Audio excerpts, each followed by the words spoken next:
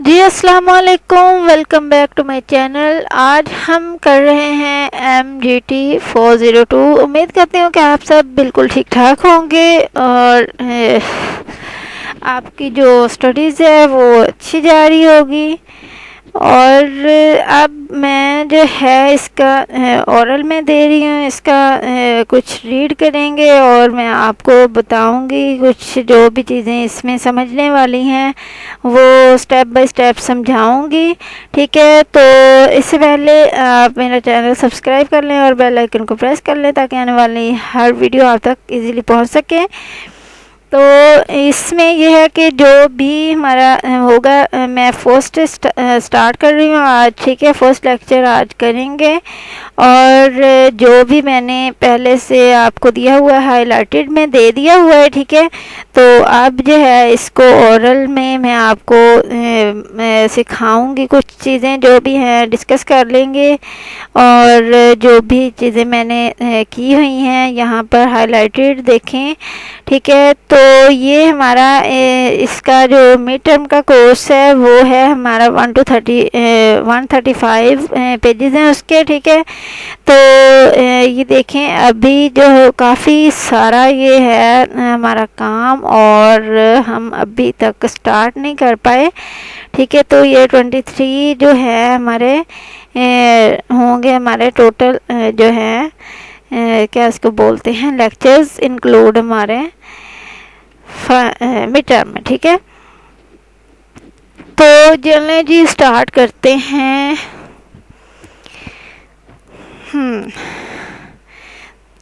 सबसे पहले तो हम पढ़ लेते हैं बिस्मिल्लाहिर्रहमानिर्रहीम।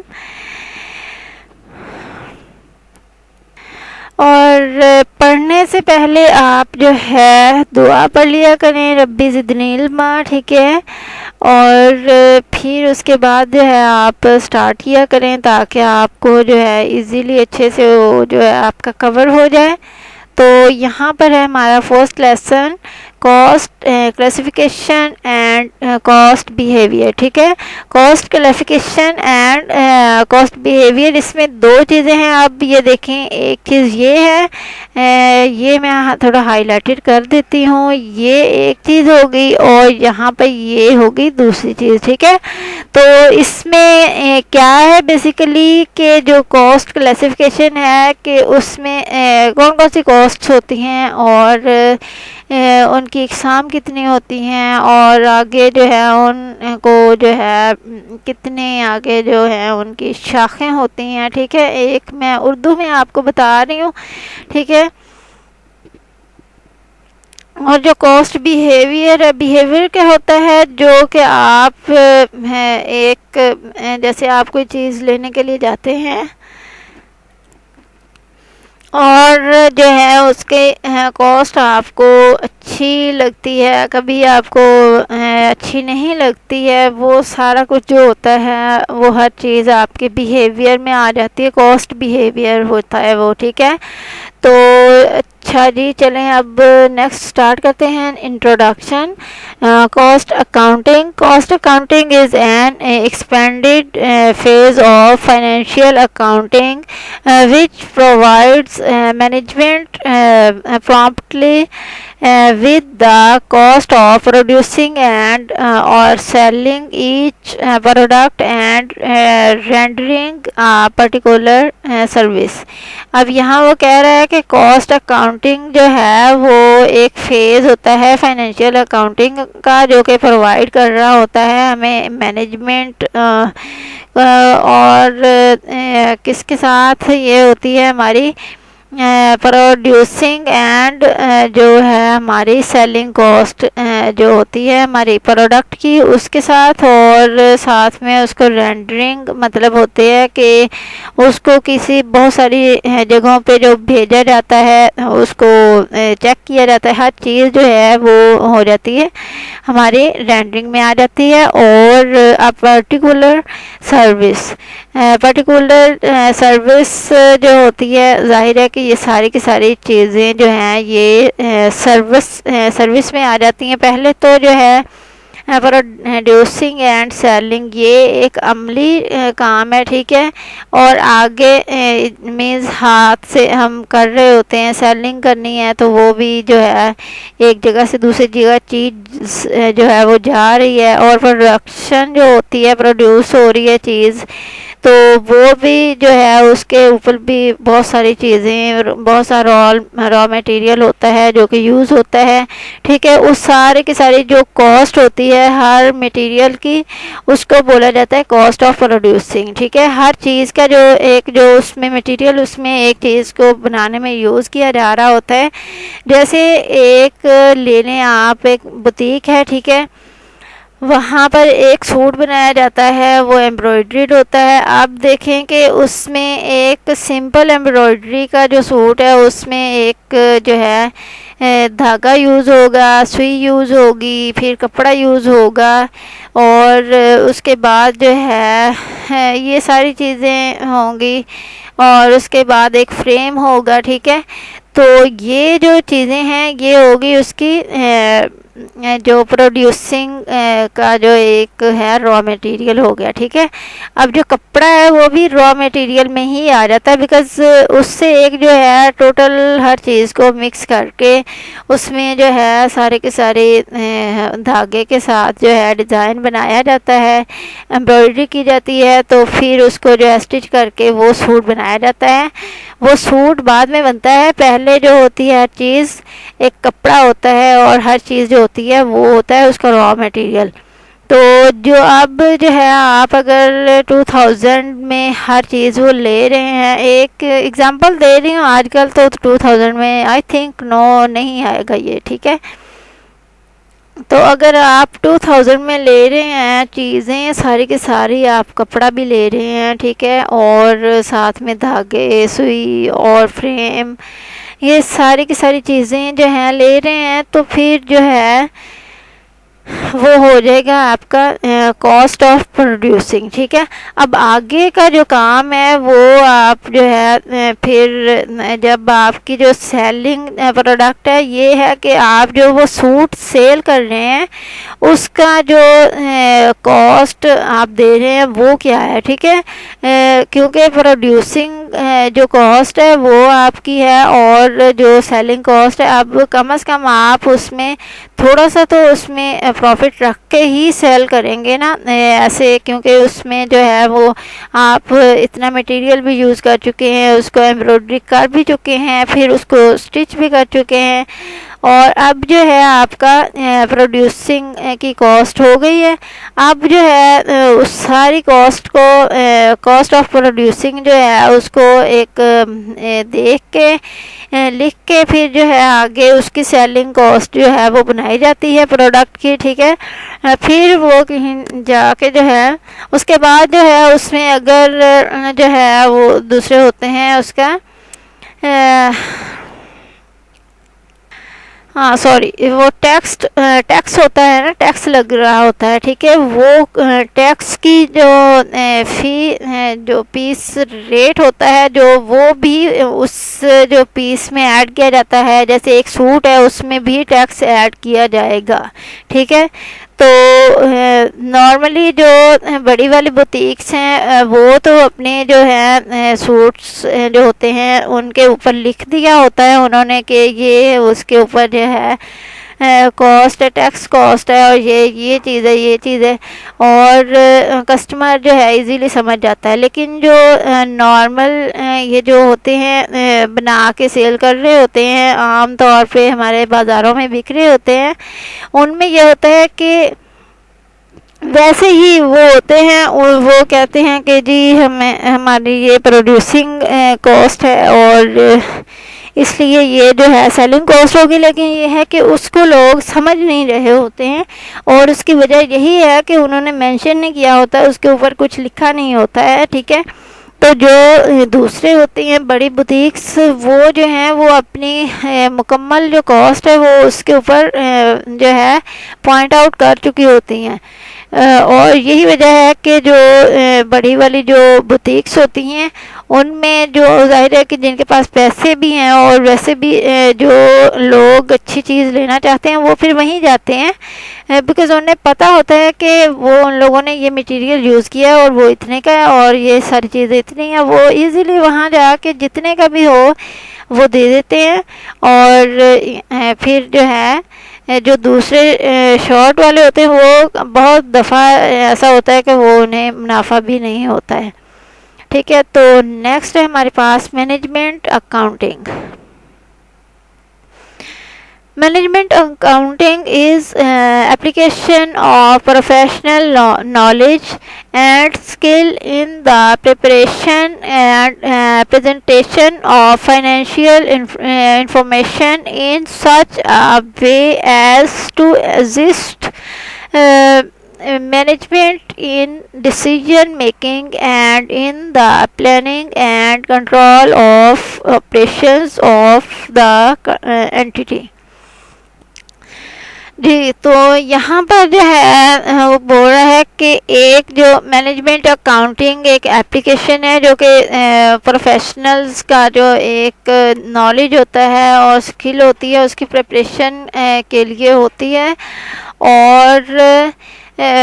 और उसका जो फाइनेंशियल इंफॉर्मेशन है उसको देखती है मैनेजमेंट अकाउंटिंग। ठीक है, अकाउंटिंग अब जो है इसके अंदर से ही जो है पता चल रहा है कि ये जो है मैनेजमेंट अकाउंटिंग मीन्स जो भी उसमें है हमारे पास हर चीज़ उसका अकाउंट किया जा रहा है। ठीक है, उसमें फाइनेंशियल भी आ जाता है, नॉलेज भी आ जाता है और स्किल्स भी आ जाती हैं, हर चीज़ जो है उसको अकाउंट किया जा रहा है। और in such a way as to assist management in decision making. अब ये है कि सब को देखते हुए जो है डिसीजन मेकिंग होती है और जो है उसमें प्लानिंग होती है, control operations of the entity, जो ऑपरेशंस हैं वो उनको कंट्रोल किया जाता है। जैसे कि एक मैं आपको फिर से एग्जांपल एक जो है उसकी बुटीक की ही दे देती हूँ। ठीक है, तो बुटीक में क्या होता है कि अगर कुछ प्रोफेशनल्स अच्छे हैं, ठीक है, तो उनको तो जाहिर है कि वो उनके लिए तो उन्हें कुछ करना नहीं पड़ेगा, वो जो अच्छे से काम कर रहे हैं, एक नफासत से सफाई से काम कर रहे हैं। ठीक है, उनमें से अगर कुछ लोग जो हैं वो स्टिचिंग या जो है डिज़ाइनिंग और कटिंग और ये चीज़ें जो हैं उनमें थोड़ी बहुत मिस्टेक कर रहे हैं तो वो उन्हें देखते हैं और जो है वो एक लिस्ट में जो है उन्हें एंटर करते हैं उनके नेम्स। ठीक है, और फिर जो है उनको उनके लिए जो है कुछ डिसीजन लेते हैं, जैसे कि उनकी जो है मज़ीद ट्रेनिंग के लिए उनके डिसीजन लिया जाता है। उन्हें एक टाइम दिया जाता है कि आपने जो है ये ट्रेनिंग करनी है इतने टाइम में और आपने अच्छे से इसको कवर करना है, अपनी मिस्टेक्स आपकी जो कमियां हैं उनको पूरा करना है, ख़त्म करना है उनको। और फिर अगर वो ना करे फिर वो दोबारा से डिसीजन लेते हैं उसके बारे में कि क्या करना चाहिए।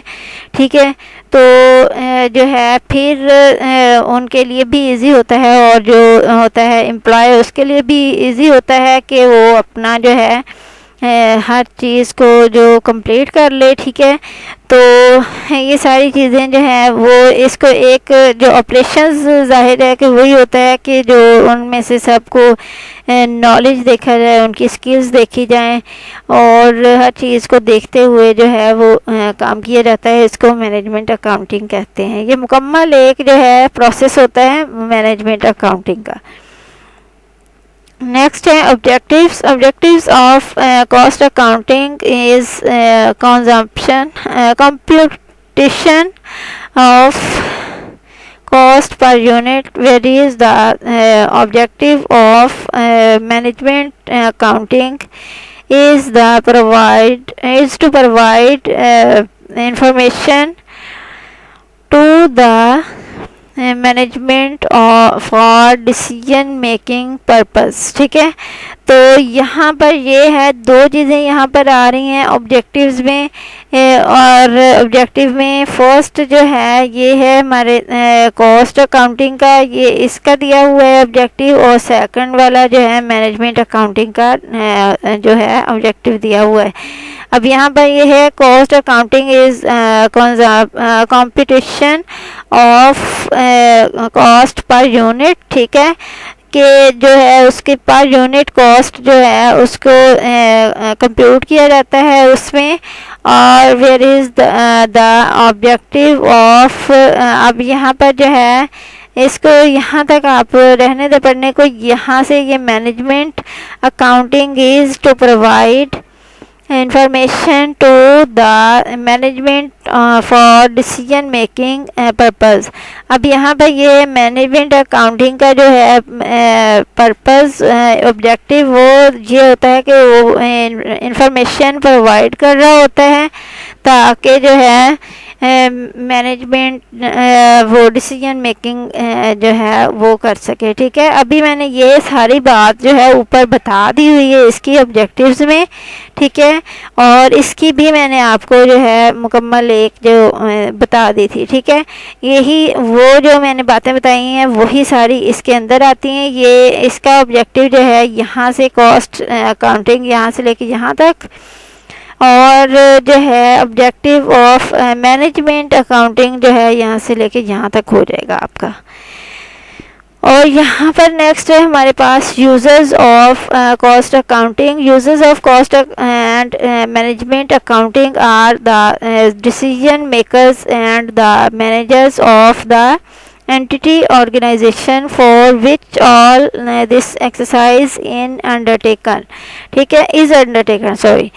तो यहाँ पर जो है users of cost accounting and जो है मैनेजमेंट अकाउंटिंग जो है वो होते हैं डिसीजन मेकर्स होते हैं, एंड मैनेजर्स होते हैं एंटिटी के, और जो है एंटिटी और ऑर्गेनाइजेशन के। ठीक है, तो यहाँ पर जो है ये ऑल एक्सरसाइजेस जो हो रही होती हैं उनके लिए। ठीक है, और यहाँ पर uses of cost and management accounting.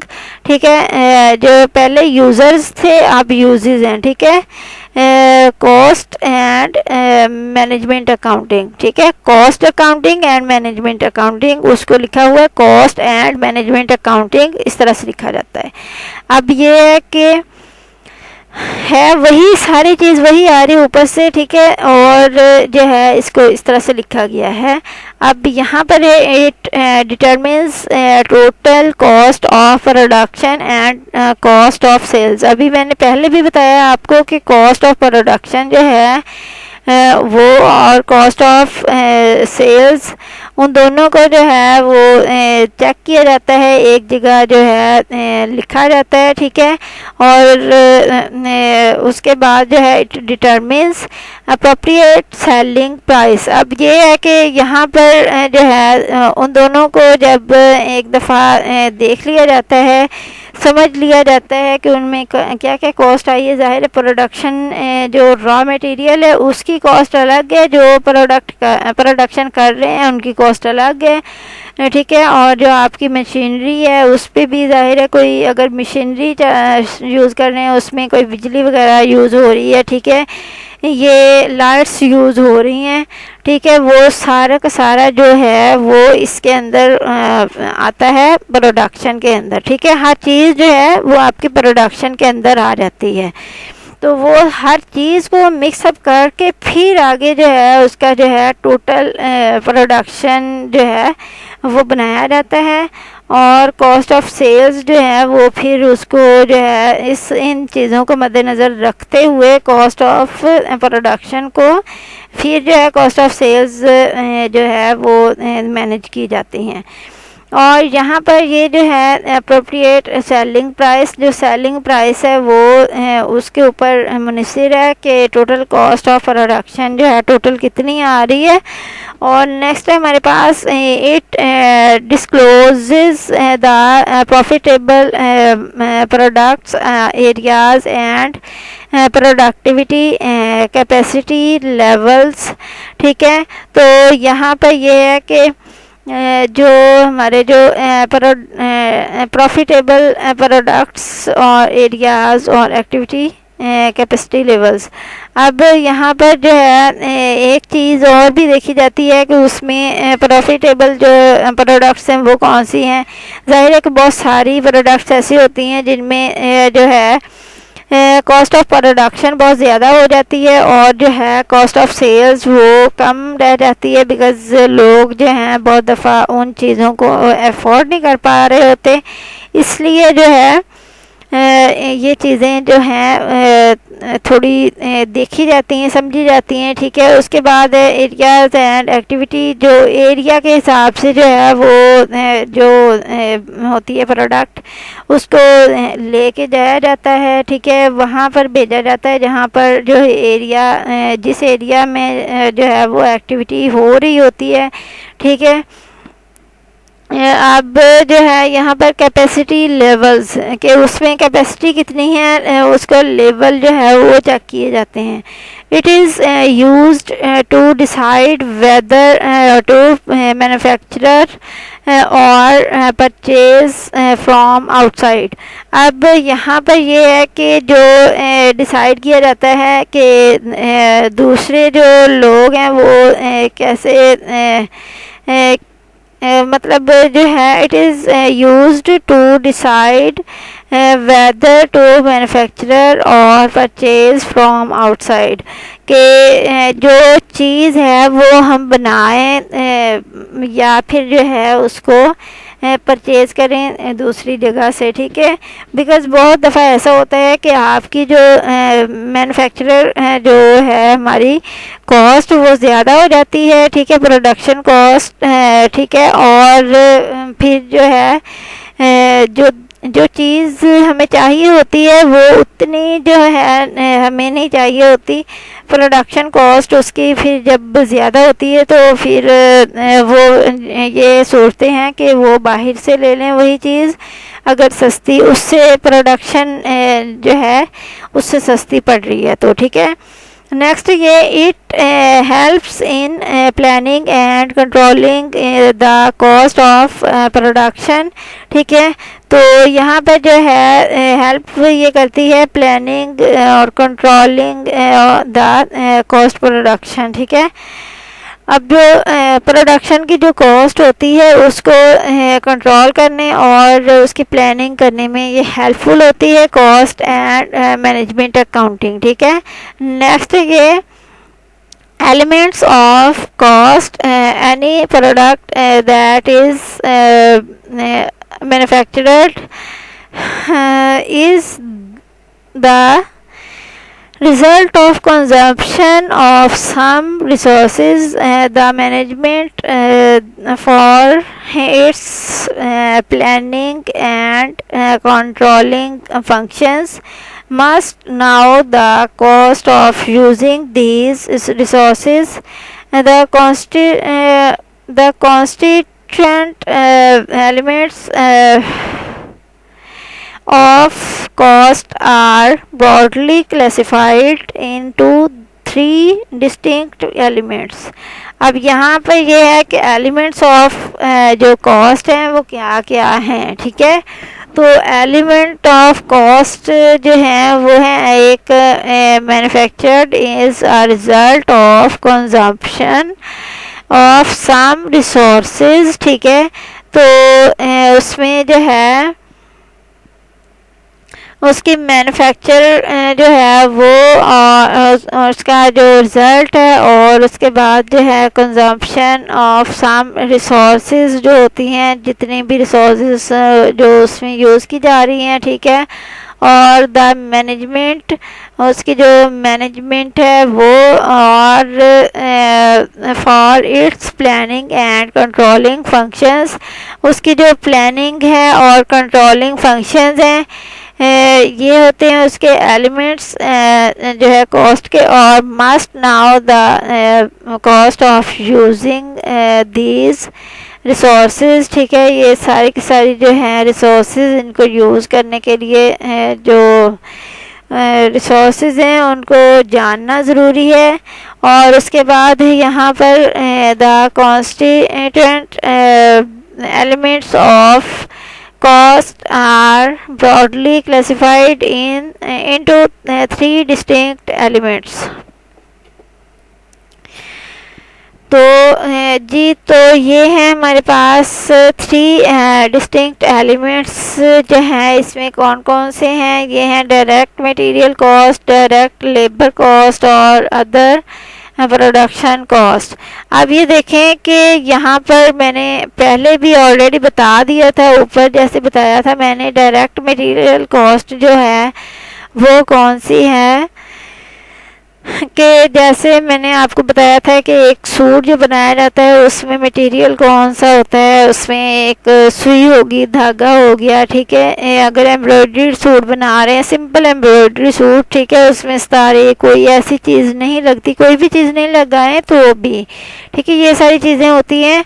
और उसके बाद फिर कपड़ा भी ज़ाहिर यूज़ होता है और फ्रेम यूज़ होता है, ठीक है, ये सारी चीज़ें यूज़ होती हैं। और जो है नेक्स्ट है, और उसके बाद इसके अलावा और भी बहुत सारी जो चीज़ें हैं वो, जैसे लाइट में ज़ाहिर काम करना है, अगर दिन के टाइम है, फिर अगर आप बाहर बैठ के काम करते हैं तो ठीक है, वरना अंदर रूम वगैरह में कहीं आप बैठे हैं तो फिर वहाँ पर लाइट्स का जो है वो भी इंतज़ाम करना होता है। हर चीज़ जो है उसकी वो एक डायरेक्ट मटेरियल कॉस्ट है, ठीक है। और डायरेक्ट लेबर कॉस्ट है कि एक जो बंदा, जो लोग उस मटेरियल के ज़रिए से कपड़े को डिज़ाइन कर रहे हैं, वो भी डायरेक्ट लेबर हैं, उनकी भी एक कॉस्ट होगी, ठीक है। और उसके बाद जो स्टिच कर रहे हैं उनकी भी एक कटिंग कर रहे हैं, उनकी भी एक कॉस्ट होगी। फिर आगे जो है एक डिज़ाइन भी कर रहे होते हैं एक पहले, ठीक है, और फिर आगे जो आगे स्टिच भी कर रहे हैं, ठीक है। उन सारे के सारे जो हैं लेबर आगे फिर जो है उनकी अगर पैकिंग करनी है, पैकिंग करने वाले भी अलग होते हैं, वो सब की जो है लेबर कॉस्ट उनको कहते हैं डायरेक्ट लेबर कॉस्ट। नेक्स्ट ये अदर प्रोडक्शन कॉस्ट, इसमें जो है अदर प्रोडक्शन कॉस्ट में जो है डायरेक्ट मटेरियल कॉस्ट में वो उसका कपड़ा, धागा, सुई वगैरह आ जाती है, और अदर प्रोडक्शन कॉस्ट जो होती है उसमें आ जाता है जैसे कि आपकी जो है लाइटिंग के लिए होता है, फिर ये फ़ैन होते हैं, ठीक है, ये सारी चीज़ें। और अगर सर्दी है तो फिर आपके हीटर भी होते हैं वहाँ पर, उनके अंदर आपकी जो होती हैं बुटीक्स, ठीक है। और अब ये है कि यहाँ पर है डायरेक्ट कॉस्ट और इनडायरेक्ट कॉस्ट। डायरेक्ट कॉस्ट क्या है कि आपके जो है आप फैंस यूज़ करते हैं, आप जो है हीटर यूज़ करते हैं, ज़ाहिर है हीटर की एक कॉस्ट होती है, फ़ैन की एक कॉस्ट होती है। उसके बाद जो है लाइटनिंग के लिए जो है बल्ब यूज़ करते हैं आप, और ये जो एलईडीज़ यूज़ करते हैं, ये सारी के सारी जो हैं ये डायरेक्ट कॉस्ट हैं, ठीक है। उसके डायरेक्ट मटेरियल की जो कॉस्ट है वो है, ठीक है, उनकी डायरेक्ट कॉस्ट है, ठीक है। उसके बाद जो है इनडायरेक्ट कॉस्ट जो है ये होती है, जैसे लाइट आपके जो यूज़ कर रहे हैं, इलेक्ट्रिसिटी, बिजली जो होती है उसका बिल जो है वो इनडायरेक्ट कॉस्ट है, ठीक है। तो आप ज़ाहिर है कि वहाँ पर जस्ट एक काम के लिए ही तो बिजली वो यूज़ नहीं कर रहे हैं, बिजली आपको डेली रूटीन में हर हाल में चाहिए होती है, ठीक है। तो इसलिए वो इनडायरेक्ट कॉस्ट में चली जाती है और वो मंथली में चली जाती है। और जो डायरेक्ट कॉस्ट होती है वो डेली के लिए होती है, होती तो ज़ाहिर है कि एक ख़ास टाइम के बाद है, जैसे एक बल्ब जो है वो ख़राब हो गया, ठीक है, अब जो है वो आप लेके आते हैं तो वो उसकी डायरेक्ट कॉस्ट, लेकिन ये है कि उसका जो है डायरेक्ट कॉस्ट के साथ ही वो रहेगी, ठीक है। तो जो जैसे ये है हमारे पास अब इलेक्ट्रिसिटी है वो पीछे चली जाती है, बिकॉज़ वो जो है वो सामने जो है वो हर चीज़ के लिए यूज़ हो रही होती है। अगर ये बल्ब वगैरह जो भी आप यूज़ कर रहे हैं, जिस कमरे में काम हो रहा है, वो जो है सारा कुछ वो वाली चीज़ें जो होती हैं वो डायरेक्ट होती हैं, उनकी कॉस्ट डायरेक्ट होती है। हाँ जी, तो काफ़ी ज़्यादा लॉन्ग हो गया, लेकिन ये है कि इसको जितना अच्छे से इसको कवर किया जाए उतना बेहतर है, ठीक है। तो मैं यही चाहती हूँ कि इसको मुकम्मल तौर पे एक जो है इसका कवर किया जाए इसको, ठीक है। ये एक पेज तो हम कंप्लीट करें, फिर आगे जो है हम पार्ट 2 में चले जाएंगे। हो सकता है कि इसके 3 पार्ट्स लगाने हों, लेकिन ये है कि लगा देते हैं। नेक्स्ट ये cost classification, elements of cost, direct material और डायरेक्ट लेबर, ठीक है। अब यहाँ पर जो एलिमेंट्स ऑफ कॉस्ट है वो डायरेक्ट मटेरियल कॉस्ट है और उसके बाद है डायरेक्ट लेबर कॉस्ट, ठीक है। डायरेक्ट मटेरियल वही जो आपको मैंने पहले भी बता दिया हुआ है, वही आप तो जो है साथ साथ लेके चलें उस एग्जांपल को ही, ठीक है। वो सुई, धागा और जो है कपड़ा जो है, ये एक एग्जांपल जब होती है ना, वो इंसान के जहन में बैठ जाती है, वो फिर जो है बाद में हमेशा जो है उसको जो है याद रहता है कि हाँ ये वाली इसकी एग्जांपल थी, ये जो चीज़ है ये इसके इस तरह से है, ठीक है। तो ये आपने याद रखना है और उसी को लेके चलें। तो ये डायरेक्ट मटेरियल वो था और डायरेक्ट लेबर वो है जो कि आपके जो है वो उसको डिज़ाइन कर रही है और उसको फिर जो है वो एम्ब्रॉयडरी कर रही है, ठीक है, और फिर उसको स्टिचिंग कर रही है। ये सारी की सारी जो कॉस्ट है वो डायरेक्ट वो लेबर है, वो डायरेक्ट लेबर है, ठीक है। और इसके बाद अदर प्रोडक्शन कॉस्ट। अब ये वही वाली चीज़ होगी कि अदर प्रोडक्शन कॉस्ट जो होती हैं वो जाहिर है कि वही वाली होती हैं। ये भी जो है यही सारी चीज़ें हम पहले भी यहाँ पर करके आ चुके हैं, ये वही सारा कुछ है और can be classified as direct cost और इनडायरेक्ट कॉस्ट, ठीक है।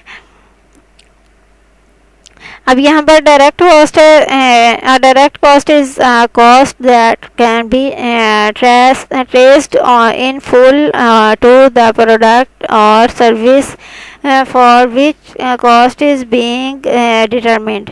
अब यह है कि इसमें वो कह रहा है कि एक जो कॉस्ट है वो ट्रेस की जा रही है जो कि प्रोडक्ट्स की सर्विस और उसका जो है मुकम्मल उस प्रोडक्ट और उसकी जो सर्विस है उसको लेके चल रही है, ठीक है। तो direct cost can be economically identified with a specific saleable product और सर्विस कॉस्ट यूनिट, ठीक है।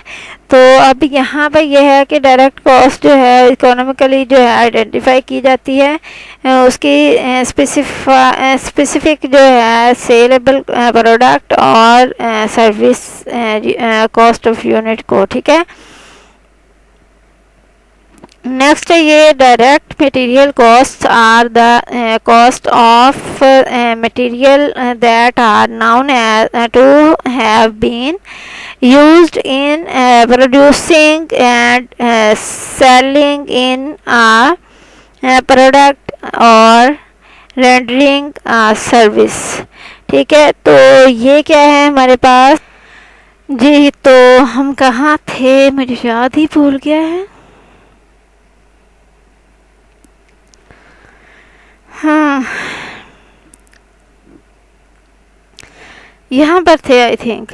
Direct material cost are the cost of material are known as known to have been used in producing and selling a product or rendering service। ये वही वाली चीज़ आ गई जो पहले हम कर चुके हैं, ठीक है, कि जो डायरेक्ट मटेरियल कॉस्ट है वो क्या होती है, उसमें जो है कॉस्ट ऑफ मटेरियल होता है जो कि जो है हमारा यूज़ हो रहा होता है प्रोड्यूसिंग में और उसके बाद जो है सेलिंग में यूज़ हो रहा होता है। और उसके बाद रेंडरिंग में और रेंडरिंग सर्विस में, ठीक है। तो जी, तो यहाँ पर ये है कि आपकी जो भी कॉस्ट, अब यहाँ पर रेंडरिंग का सर्विस जो है वो जितनी भी जो आप सर्विसेज होती हैं उसमें कि आप चेक कर रहे हैं, उसमें एक कुछ छोटे छोटे से आले होते हैं, उसके ज़रिए से भी आप उसको देख रहे होते हैं। उसका जो है पैकिंग का मटेरियल होता है वो भी सारा का सारा जो है उसमें आ जाता है, ठीक है। तो वो भी डायरेक्ट मटेरियल में ही आ जाता है। अब यहाँ पर ये direct labour cost are the specific cost of the work force used to produce a product और रेंडरिंग सर्विस, ठीक है। तो यहाँ पर ये है कि आपका जो भी कॉस्ट है, ये लेबर कॉस्ट, वो आपके जो भी काम करने वाले हैं डेली का, ठीक है, उनकी जो है वो कॉस्ट है, ठीक है। मीन्स जो उन्हें सैलरी दी जाती है, ठीक है, डेली जो काम कर रही है लेबर, ठीक है, वो उसकी जो है उसको सैलरी दी जाती है। जाहिर है कि उसकी भी जो है वो निकालनी होती है कि कितना बनता है उसमें, ठीक है। प्रोडक्ट और रेंडरिंग सर्विस के उसमें जितनी भी सर्विसेज हो रही होती हैं हर चीज़ को उसको देखा जा रहा होता है। उसके बाद है ये C other direct production cost are those expenses that have been incurred in full as direct consequence of producing a product और रेंडरिंग आ सर्विस, ठीक है। तो यहाँ पे ये है कि आपका जो भी जो डायरेक्ट प्रोडक्शन कॉस्ट है उसमें जितने भी एक्सपेंसेस होते हैं वो फुल होते हैं एज अ डायरेक्ट कॉन्सिक्वेंस, और प्रोड्यूसिंग कॉस्ट जो होती है प्रोडक्ट उसके, और उसके साथ जो है रेंडरिंग सर्विस जो है उसके लिए जो होते हैं ये डायरेक्ट जो है अदर डायरेक्ट प्रोडक्शन कॉस्ट होती हैं उन सब के लिए। जी, तो ये अब नेक्स्ट हम करते हैं नेक्स्ट वीडियो में। ये काफ़ी ज़्यादा लंबी हो गई है, लेकिन ये है कि मैं ये चाहती हूँ कि इसको आप अच्छे से जो है इसको कवर करें, ताकि उसमें जो है कोई भी चीज़ आपको जो है आपको तंगी ना हो, ठीक है।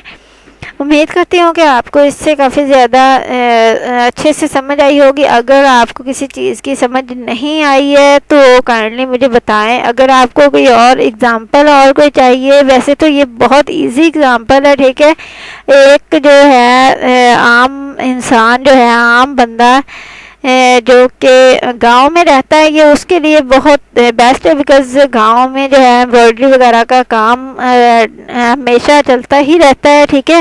वो अक्सर यही करते हैं, वो बाज़ार से बने हुए जो सूट्स हैं वो नहीं लेते हैं। वैसे तो अब सिलसिला आम हो गया, लेकिन यह है कि बहुत सारा जो है अभी तक भी है कि वो अपना जो काम कर रहे होते हैं वो अपने जो कम से कम एक सूट तो अपने हाथ से खुद बना के वो पहनना चाहते हैं, या किसी से खुद बनवा के पहनना चाहते हैं।